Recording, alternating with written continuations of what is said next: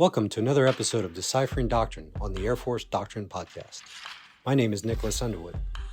I had the unique opportunity to explore the operational level of war and large-scale combat operations with LeMay Center's own Dr. Dan Bookem Jordan.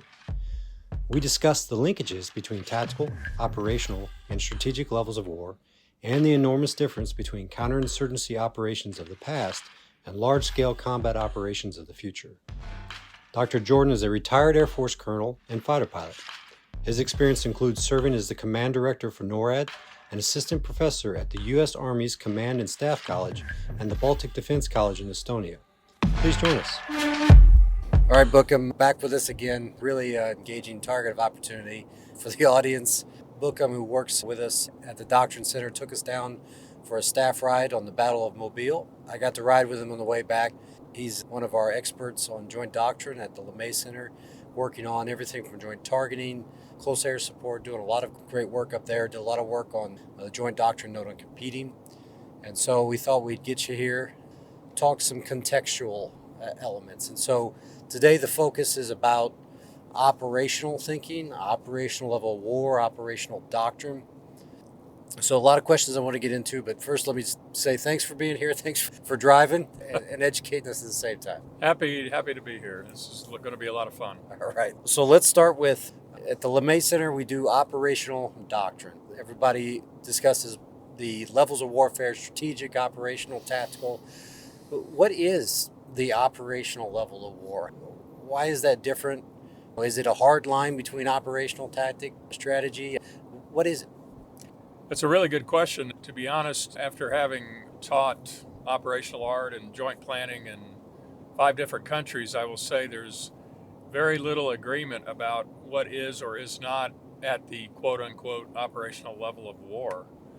Our joint doctrine and NATO doctrine basically tries to do it in graphic form by describing, hey, there's a strategic level of war, which is the level of alliances and national governments. And then there's operational level of war in which campaigns, major operations are conducted. And then there's the tactical level of war. And many of my students have had tremendous difficulty trying to understand it. My way of conceptualizing it and the way I teach it is for the students and audience to consider what is strategy and strategic level of war and what is tactics and the tactical level of war. And if you know what those are, then you can discern and conclude what is, quote unquote, the operational level. Strategic level, we definitely want to think about strategic objectives, national objectives. Maybe the case study on national objectives might be the agreement between the Allies in World War II about how they were going to handle Japan and Germany. And out of that agreement came the demand, if you will, the objective that says we're looking for the unconditional surrender of the empires of Japan and Germany. Those would be a strategic objective. Tactics, on the other hand, we're talking about the level of not just small battles, that's kind of the way the doctrine reads, but we're talking about the level, what I call the point of the sword.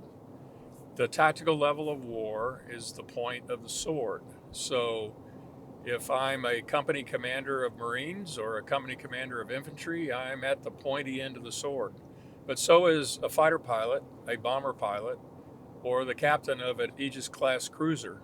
We're all at the tactical level of war because we are pushing the buttons, planning the weapons deliveries, understanding the effects, etc.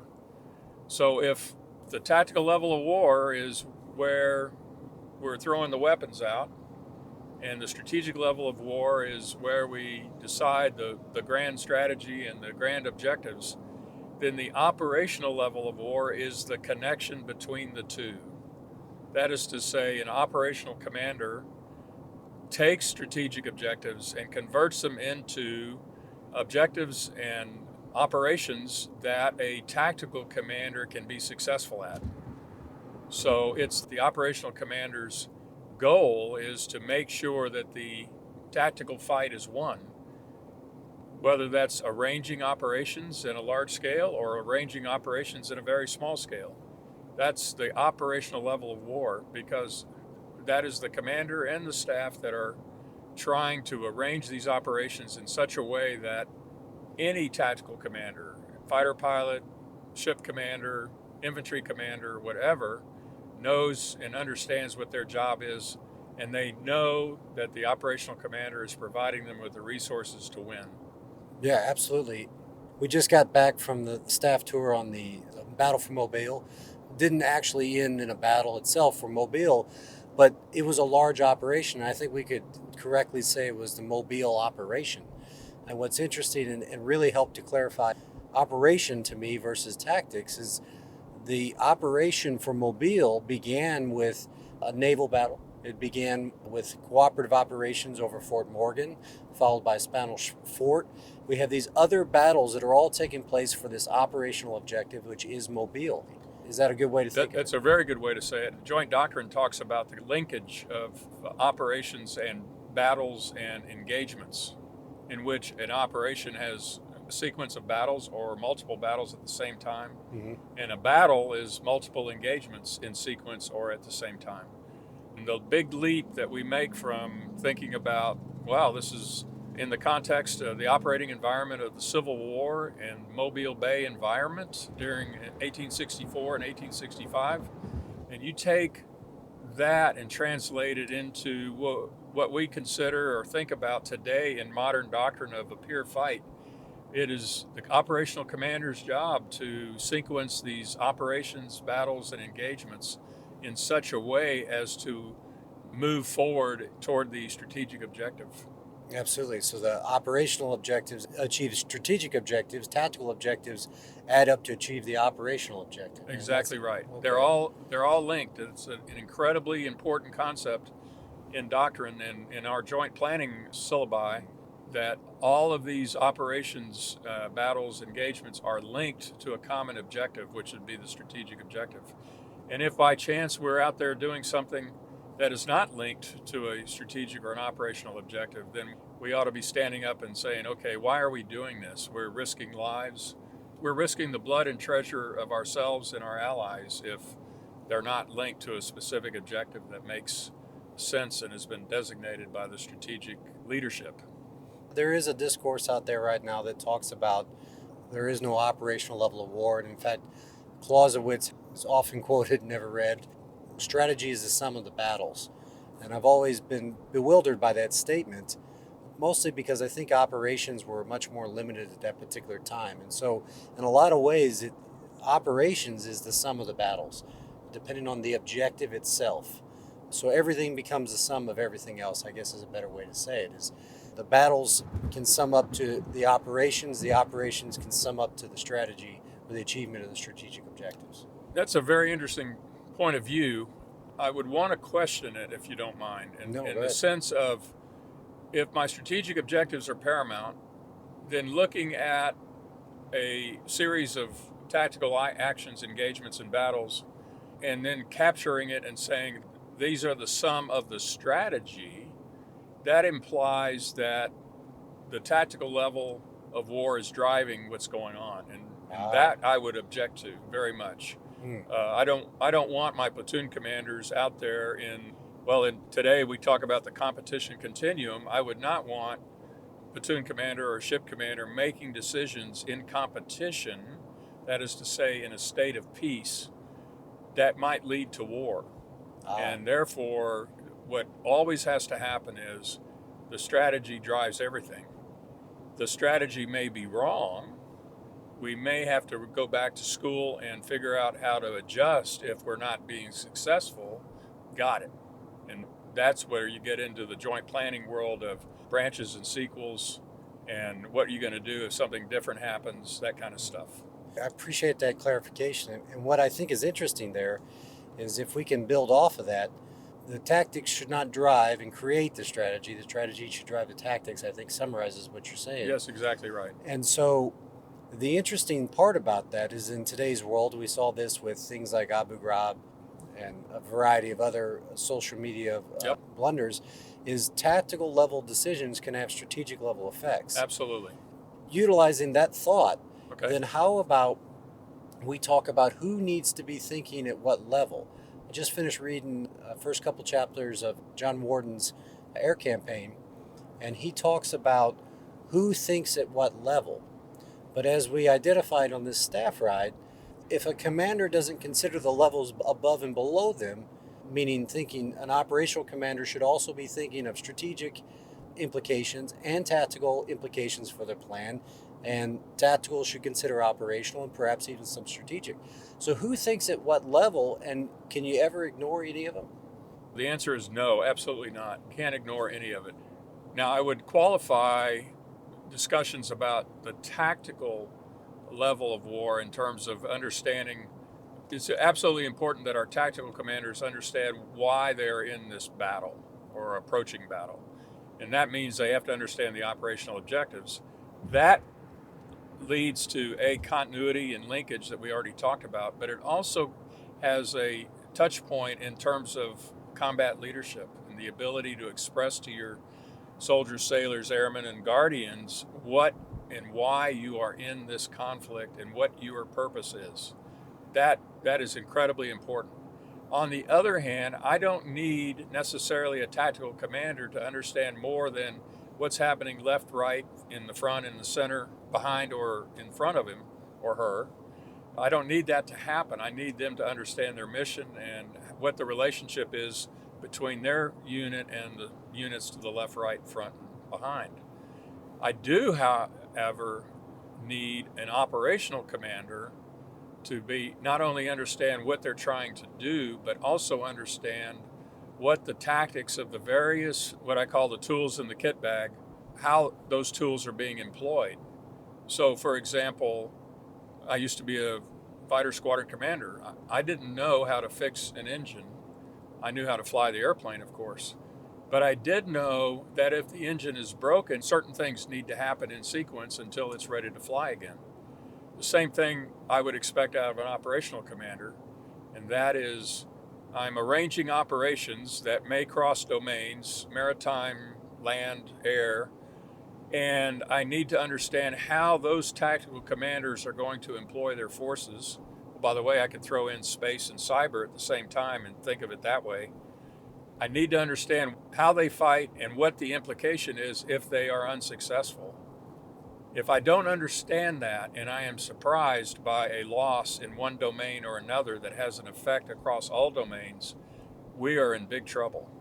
So consequently, I expect my operational commanders to have enough knowledge about the tactical level of war to be able to arrange engagements, battles, operations, and campaigns. And if they can't do that, we need to find another commander.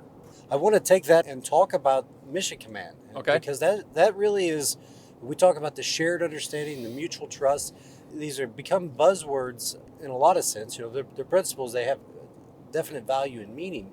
When we talk about shared understanding inside of mission command, this is often what we're talking about, is understanding those left and right pieces at your appropriate level. Left, right, up, down pieces at your appropriate level. And the Army, specifically looking up inside of mission command, has changed their orders process in the upcoming FM50 to state that orders should include commander's intent at least 2 levels up. That's all the way from the tactical to the operational level. And so I think that as we move into a world of more contested communications, more dynamic operations, it's a good idea to know the bigger picture. It will be an absolute necessity because things will change and you'll have to react. You're buying yourself maneuver room to still see the objective if you understand what's going on. I think that's right on the money, and I agree with it completely. The idea of understanding what's going on around me. The issue that has to be addressed and understood, and this is where I appeal to the staff colleges and the war colleges and all the joint training planning courses that are out there, is this idea that can I expect a infantry lieutenant to understand what's going to happen in the air war above him or her? No, of course not. But I do expect that flag officer or that general officer to understand the implication of losing an air battle and what the implication of that is on my surface forces or my surface fleet, if you will, for a maritime force, or my ground forces, wherever they might be. And regardless of whether there's an understanding from a particular domain or not, doesn't excuse the operational commander from not knowing and not understanding and not communicating their intent through those orders. In that regard, I really appreciate what the new FM50 is doing, but their Army intent in terms of writing and a commander's intent in the orders process, it's been the same for the last 50 years. Yeah. They're just extending it and expanding it, and I think it's going to have great applicability in the joint all-domain concept that we're trying to develop in the American Armed Forces. At the LeMay Center right now, we're trying to work on that same piece. We're trying to learn from them as much as we can. Obviously, the airman's perspective will have some nuanced changes, but absolutely. What you just talked about, that idea of thinking cross domains and impacts. My next question, you may have already answered, but I'll give you a chance to elaborate, is simply, what is operational thinking? And you've kind of answered this, but I think it's worth stating kind of again, what is operational thinking? Because we're asking the FGO level here now, and even the senior NCO level, to include operational thinking as airmen. So what is it? Well, everybody, right now, you couldn't put a definition to it. It's just a term out there that people are beginning to think about. My particular perspective, based on teaching in 5 different countries, joint operations, and being a professor of strategy and operational planning, is the idea of operational thinking is wrapped around the whole term of operational art. If I can think about operational art and understand the elements of it and conceive of the art of joint operations, not the planning part, not the science of it, if you will, but the art of it, and if I understand that, then I am well on the way to accomplishing operational thinking. The challenge is getting the field grade officers and the senior NCOs of whatever service, but in particular in the Air Force in our particular case, of getting them to think that way. What I'm discovering is there are specialties in the services that think they have solved a problem, whatever that might be. Information, air control, command and control, those kinds of things. Nobody is able to stand back and look at it from a meta point of view and go, if we proceed down this path, what will happen? Because the bright and shiny young staff officers that come up, and senior NCOs that come up with these ideas, they are blessing us with their ideas. They're fantastic ideas, but they have to be measured against what could possibly happen if we don't do something, or if we do this, or whatever it might be. That's partly my fear, is that I'm seeing the great ideas hit the road out here, both in doctrine and planning and concepts out of the armed forces. And we've got the latest great idea, but we don't have anybody that stands up and say, yes, but. So that's my concern. And eventually I hope it'll work itself out. But we are certainly at a juxtaposition. We're at a meeting point in this new day and age, the operating environment, the strategic operating environment, with all the discussion about peer competition and peer competitors, can be very scary if you think about what are the capabilities that the competitors or the adversaries might have and match it against what we have. To think operational, then, to give a definition, it's basically thinking across all the domains and all the capabilities and how these pieces all come together to achieve an objective. And then how does the whole system react when you introduce something unexpected or unplanned for? And you could plan for these, it's branches and sequels, as you said, but understanding the movement of the tactics as a system and how those capabilities all play together seems to be operational thinking. I think you're right on, Badger. The key that you mentioned is understanding capabilities. I don't need you to build that jet engine, but I need to know when it's broken and how I can fix it. I don't need to know how to do amphibious warfare, but I need to know the capabilities that allow me to do amphibious warfare, or a counter-air campaign, or a land campaign, or whatever it might be, and regardless of the service of the operational commander. Excellent. I want to take this kind of the next logical steps. We've kind of already started talking cross-domain. The other thing I think we would have to say is that we gave this very general idea of operations, the operational level, operational thinking. I have also observed operational thinking and how the system moves and how things play together, how the capabilities work are all very context dependent. And by context, I mean the environment, the character of warfare, which we've talked about on other podcasts, how all of those are shaping and moving. So the complexity of an operation in the Civil War is going to be much different than the complexity of an operation now in various ways. So not necessarily being more or less complex, just the problems and the way the system moves is differently. So I wanted to talk a little bit about maybe the context, the operational context of the past, Okay. meaning the last 20 years in this Okay. counterinsurgency fight, and then the future. I think the term that I've heard you use is large-scale combat operations. So the question then is, what is large-scale combat operations, and how is this different from maybe the last 20 years? Well, when we talk about the last 20 years, I think we're referring to the war on terror and conflict in Iraq and Afghanistan and all the operations that were involved there. I had a very interesting interaction with a young staff officer a few years ago who was talking to me about operations at scale. That was his phrase, his terminology. So not knowing what he meant, I asked him, what did you mean by at scale? And his answer was Afghanistan times 10. Now, this guy's an outstanding officer and very competent. So I took it on its face and recognized that what he was trying to do was take the experiences that he had in Afghanistan, which were special operations oriented, and then put a factor against it to say it'll be more complex. Well, that's true. But at the same time, I've got an entire community of targeteers in the Department of Defense who are saying the next conflict is going to be a conflict in which we're going to have to address deliberate and dynamic targets between 500 and 1,000 a day. Wow. Now that's a different scale completely. So what ends up happening is I took his explanation and understood it, and then I started noticing that other staff officers and other agencies were talking in terms of this times 10 kind of thing, and including isolated agencies within the Air Force. But it occurred to me that what was happening was we are at the beginning of fighting the last war, which everybody doesn't want to do. Nobody wants to do that. They all know it's a bad thing. The indicators that we're thinking that way is Afghanistan times 10. We've completely forgotten the history of the American Armed Forces from 1945 to 1989. We haven't studied it. Why? Because it was the Cold War and we didn't have a hot war, and therefore it doesn't qualify as military history.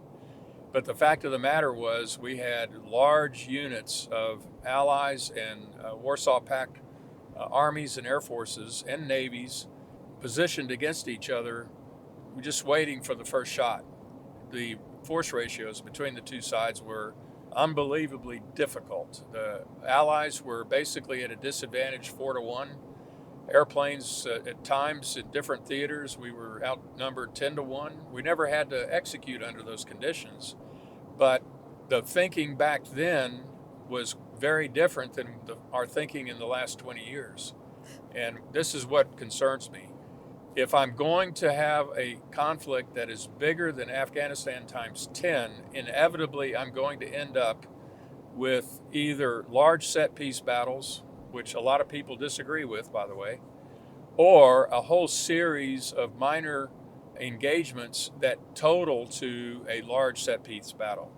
No. So I offer, by comparison, our perceptions of what might have happened or what is happening in the Ukraine and compare that to what is happening in Israel today. Nobody would say, well, you don't have two armored forces fighting each other in either of those operating environments. That's a true statement.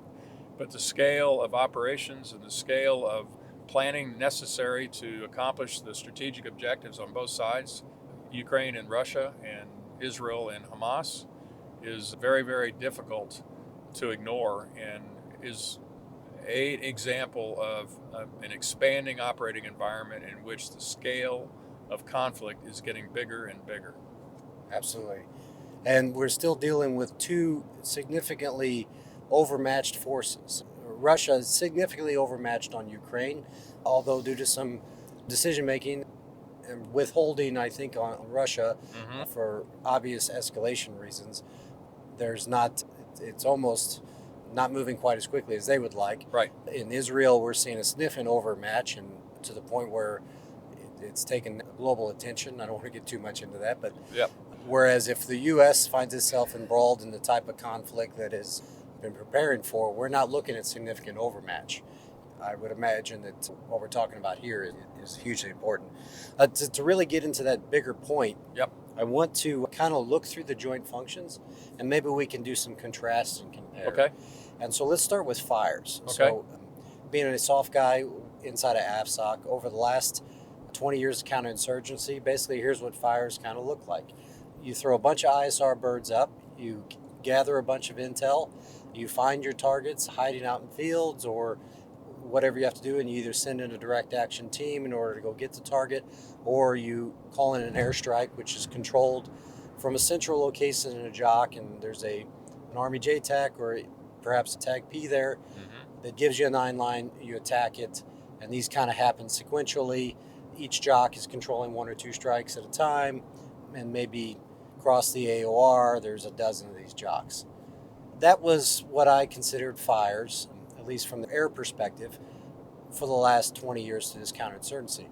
Now, fires in a large-scale combat operation, there's a lot more going on. Absolutely. Right? Yeah, you've got all the artillery units and a combat unit. You've got all the organizations that go with that, the fire control units, etc. So however many tubes and or rockets or missiles you want to throw at the enemy, you have the ability or the necessity to sort through that. That's a very good point. But in addition, you have, especially in the Indo-PACOM AOR, you've got the ability to throw maritime fires at the problem. So now I've just complicated the issue. Then, of course, you've got the air domain and the ability to provide either close air support next to friendly units that are in close contact with the enemy, or in an air interdiction or offensive counter-air role where they are going beyond the fire support coordination line. When the targeteers think about 500 to 1,000 targets a day, that's what I think about in terms of the beginning of OIF, the beginning of Desert Storm. Strategic attack. Strategic attack. I'm going against strategic targets, depending on the situation, of course. Those targets are being hit in order to accomplish a objective of some sort. So maybe I'm knocking out national command and control, but if I'm also on the defense in the land domain, now I'm also trying to differentiate my fires so that I'm supporting the ground forces in the defense. That's probably the biggest challenge that operational commanders have in terms of apportioning and allocating fires across all the domains. If you're an Army commander, a tactical commander, you want everything to support you. Got it. I got it. I do understand that. Been there. But on the other side of it is, if I can control the strategic command and control decision-making processes, and I can slow down how the enemy is perceiving its operational planning and executing its operational planning, I've got a case for fires going in a different direction. So that's the science of it. The art of it is the decision making about how that should be done. Right now, Bookem's opinion, for what it's worth, it really depends on who's the Joint Force Commander as to how that apportionment is going to occur, whether you're a land or a naval commander. And unfortunately, that bias is going to fly in the face of what those decisions are. Hey, I'm a ground commander. I want everything to go for the ground support. Okay, got it. But on the other hand, what I would like to be able to see is a Joint Force Commander that looks at it from a meta point of view and understands the relationship between fires and movement and maneuver and how that fits into trying to achieve a operational objective. This sounds a lot like what we were just talking about with operational thinking. Exactly All right. the capabilities together, the system moving Exactly together. right. Exactly the right. best way to achieve the objective. Yep. Again, coming from my recent experience with a CAD, I'm going to combine movement and maneuver and intelligence function. The Army's recently published their information operations Doctrine, we have ours, we published as well, DP 313. Okay. One of the phrases they were using that is really shaping the way they think about operations are the phrase, "you are always in contact." And so if I take that idea, basically meaning we can no longer just assume, as opposed to the last 20 years, we could forward stage, we're out of contact with the enemy, we can reduce their ability to see us. The Gulf War, the first thing we did was blind the enemy. Mm-hmm. The assumption going in now, at least from those doctrine writers' perspective, was that you're going to always be in contact. It's going to be difficult to hide. And so I start to wonder the enemy's ability to see you now. Mm-hmm. How does that change large-scale combat operations? How does that change your movement and maneuver versus what we see? That's a very difficult question. Yeah. We may not be able to talk about it here. Yeah.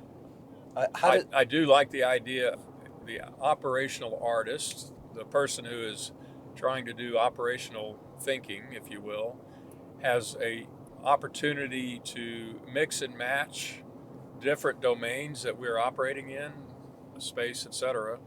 But also, don't forget electronic magnetic spectrum type operations, those, and the information world. I think an operational commander can accomplish what you just described, mm-hmm. but it has to be under the right conditions. Mm-hmm. And now we're talking about that linkage of one engagement to another battle to another operation, and how the domains are interactive in forming and executing that type of operation. One of the things that I also work on, you mentioned it earlier, is the Department of Defense's doctrine on joint targeting. And one of the objectives that I was given to work on was, how do we synchronize lethal and non-lethal effects? Or, if you want to put it a different way, kinetic and non-kinetic weapons, depending on your point of view.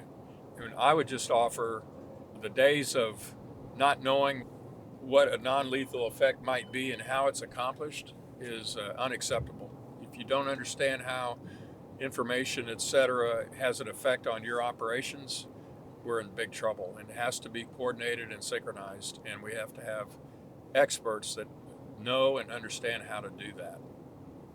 My difficult question aside, it does seem that that's a very valid point. In large-scale combat operations, the idea of this synchronization and understanding how the system moves and interacts together, what we've kind of loosely defined as operational thinking here, is that much more paramount because of the scale and the effect on the intelligence function. Absolutely right. I see what you mean. No, completely agree with you. And the irony of it is, the supported commander, the joint force commander of an operation, may be looking for support from places outside of his area of operations. Right. And that now we're talking worldwide support, and worldwide, in some cases, we'll be talking worldwide fires to create effects that allow the commander to achieve whatever that objective is. So you're exactly right. How do we maneuver large-scale units across the water, across the sky, across land? It's a difficult challenge. All right, so kind of to summarize, and we've gone a little bit through the functions, we'll ask the question again. We kind of understand what large-scale combat operations is. It's much larger. Can you maybe say what it's not? Does that help a little bit? Sure. Yeah. It's not Afghanistan times 10. Maybe the next step to thinking about it is, so, Bookem, what could it be, especially if, as you look out on the operational environments, wherever they might be in the world? And my best conclusion so far is that they are very short, violent conflicts, battles, and engagements limited in space and time that have large effects across the entire operating area or the operation environment, and cause at times operational effects, but may have large strategic effect. In other words, now we've got national authorities making decisions based on the results of a particular engagement or a battle. Wow. These things happened and were discussed in World War II. Maybe the best way is to think about that is when Guadalcanal was going on and the campaign around Guadalcanal, it was an isolated event in the environment of World War II and had the attention of President Roosevelt and Admiral King, but it quickly got overcome by other operations and the battles that became more important. If I take that as an example, I think the future will be these very violent engagements that have strategic impact and may or may not require changes. But I hesitate to say that every battle and engagement is going to require the national command authorities to be involved. So we'll see what happens. Certainly something to ponder. The short, violent, long-reaching effects. Yep. I don't know if I'd ever thought of it that way. Oh, yeah. What I'd like to do is kind of bring it to a close here. Okay. You've taught at the operational level, the doctrine level now for quite a long time. Lived it and both taught at it. You talked a little bit about this, but what kind of advice do you have? Let's focus strictly on the FGOs and the senior NCOs now. Has been called the Iron Majors or the Yep. Iron Lieutenant Yep. Colonels, the Iron Senior Master Sergeants they're out there, they're in these staffs, and they're making these plans, and they're advising their commanders as they're going through their PME or they're doing their own self-study. What are your words for them? That's a great question. My answer comes from my heart as opposed to my brain. When I taught seminars at Fort Leavenworth and at the Baltic Defense College, we had officers from all the services with all kinds of different experience, some with combat experience, some not. What always surprised me was at the Army Staff College when an Army officer objected to what an airman or a sailor might say about how they were going to operate in their domains. It's not like, oh, I get that, I'm going to go to school on it. It was, no, we'll never have to deal with that, so I want you to focus on supporting me in my unit or at the tactical level. And I have seen that time and time again over the course of my career, both teaching, working, teaching Army staff rides at Fort Leavenworth, etc. So I would offer to every field grade officer, especially those that have the opportunity to do the professional military education at the 04 level or at the senior service school level, is to walk in with an open mind, understand the joint process, but the most important thing any of you can take away is what are the capabilities of the people and forces that are going to help me. And if you walk away and you're still service oriented and without understanding the interaction of space and cyber and all the domains and bring them together, if you walk away, then you have not only failed yourself professionally, but I think you failed your country. So that's pretty strong words on my part at the end of this particular podcast, but it comes from the heart. That's going to do it for this week's podcast. The show is recorded, edited, and produced by LeMay Center's Doctrine Outreach section. Special thanks to Dr. Jordan, the LeMay Center, and Air University. As always, the views expressed by our guests and hosts are their own and do not necessarily reflect the views of Air University, the Air Force, or any government agency.